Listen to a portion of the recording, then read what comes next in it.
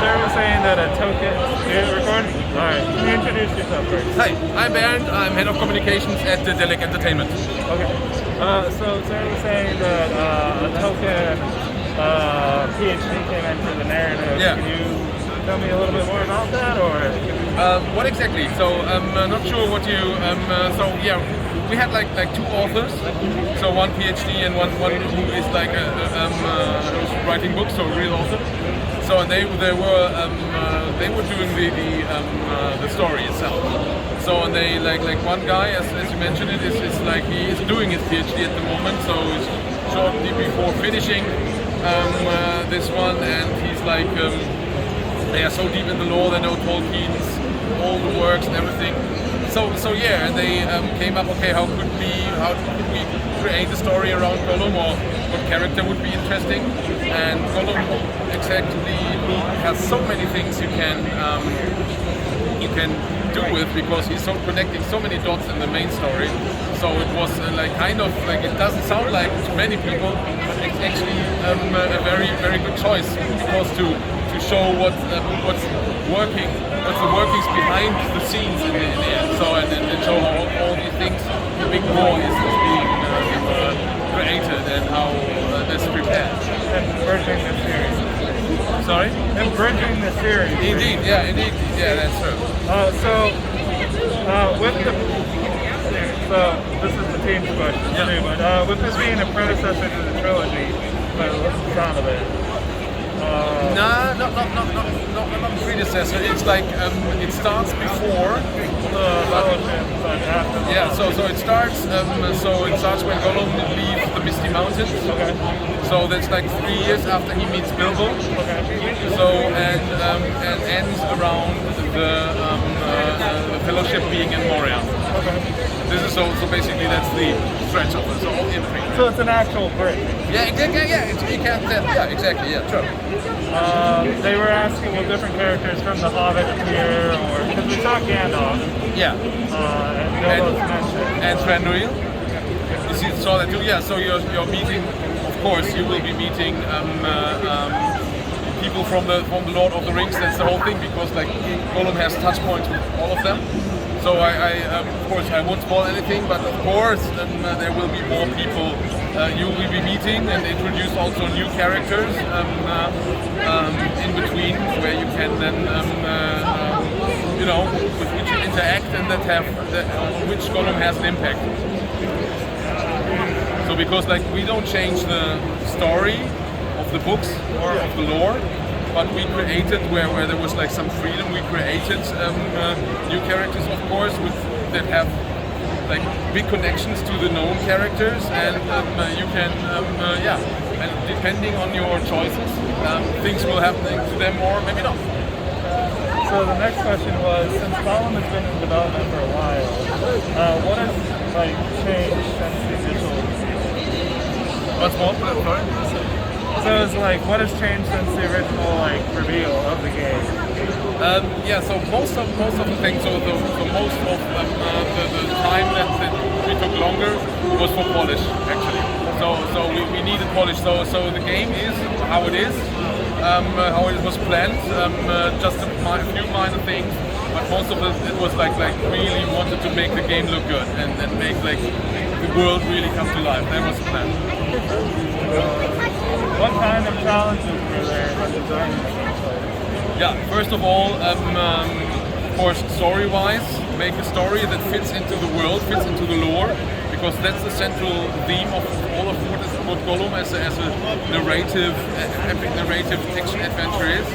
So, but also, of course, okay, how, like for example, so what would the gameplay for Gollum look like? So Gollum is 500 years old, right? He's like a super agile, but not too strong character. So he's like very agile, but like he can't like beat every foe. So you can't be like brute force would be the way Gollum would do.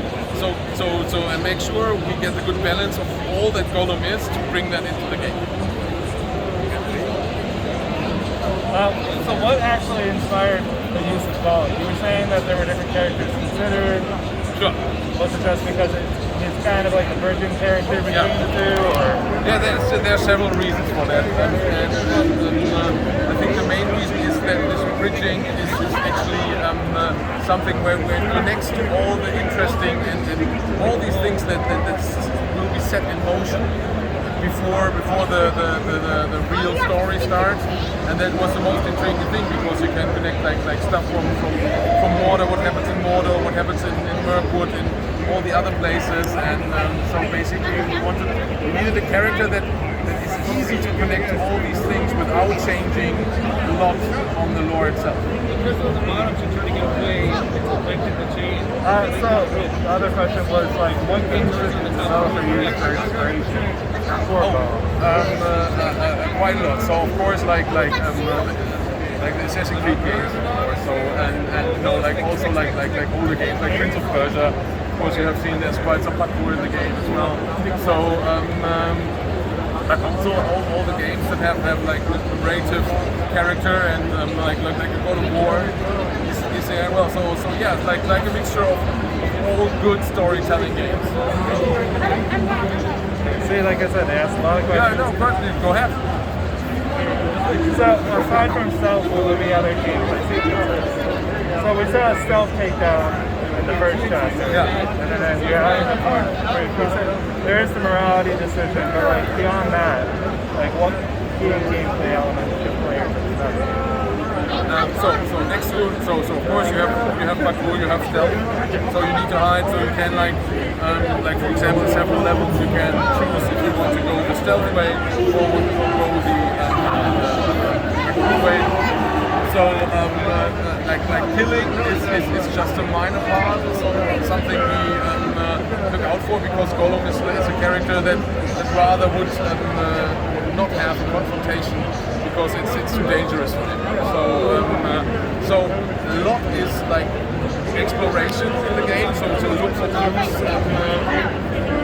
in the lore. So you will go around any room or any level in the game, and will definitely find a lot of hints and clues to the story and the lore itself. Well, now, with you saying there's hints and clues, are there like little collectibles called them sometimes? Yeah. To help with the narrative? Or? Yeah, sure. So there are the collective things you can collect. These are things that will remind you of things that you know from the books, right? Because so the book is our license, obviously. So yeah, that's something to find everything, and get some. Also, it will help you. Some of these collectibles will help you progress in the game as well. So that's part of it.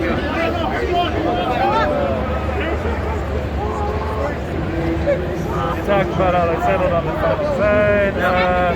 How does the world design in Gollum differ from other established like Lord of the Rings titles? Yeah. So first of all, once again, it's all about the being true to the lore. That's one thing, and but mainly what's we try even in the game design and also in the world design to think about how Gollum would perceive the world, right? So his enemies so everyone basically is his enemy, kind of, or like is against him. Nobody is for him, right? So everybody is like, the elves don't like him, Mordor doesn't like him. So, and he's like in between, he doesn't understand that, and that this the situation for him to try to convey in the world. So that was a big inspiration to why the orcs look like the orcs, and also we wanted to make a lot of hints for people who love the game and love the franchise, and make sure they feel at home. Has there been like an established game length? Because you know how some developers are like, you'll take 10 hours, 12 hours, 15 hours. Yeah, can't really say so. When you design a game, I think you have, of course, you have your ideas, but in the end, it depends how it works really when you have the game together, like content-wise. You really need to look, okay, does it still fit? And then in the end, it's an iterative process where you then come, okay, and then in the end, we end up with now, at the moment, it would say like 20 to 25 hours for the game, for the single-player campaign, but that's not like a goal, like somebody, yeah. So it depends how many times you. So because there are several endings, or not endings, like but choices in the world, and the world will change, and the levels you play will change from your decisions, from the duality of Gollum. So you can replay, and in the end it was like this is a manageable and also like a good value for being players. So this is where we came up.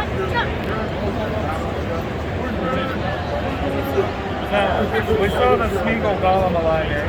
You said it has different outcomes, but like, will it ultimately impact the ending where Smeagol's had more decisions? It's not so much the ending, but the way you go.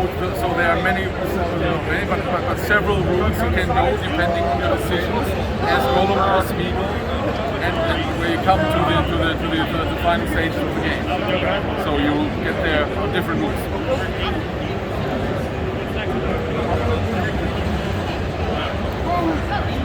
Yeah, that's all. Okay, cool. Yeah, so thanks.